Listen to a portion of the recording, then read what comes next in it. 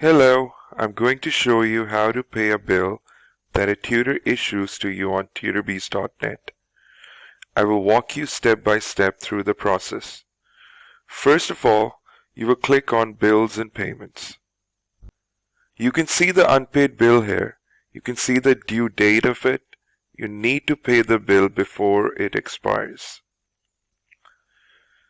To pay the bill, you will need to click Generate Bill. Now, you can see the invoice. This is your paper ID. You will always need this ID to pay your bill. You can copy it by clicking on this button. If you want to pay through your online bank account, click on one link button to get instructions on how to pay via your bank's internet banking. Let's check one of the bank's instructions. Let's say this one is your bank. As you can see, the bank is showing mobile banking and online banking option.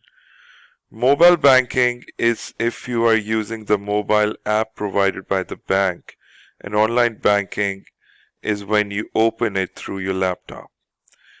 Step-by-step instructions are provided here.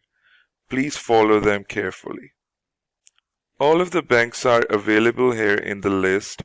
Just click your bank and get the instructions. Please feel free to contact us at admin@TutorBees.net for any queries and suggestions.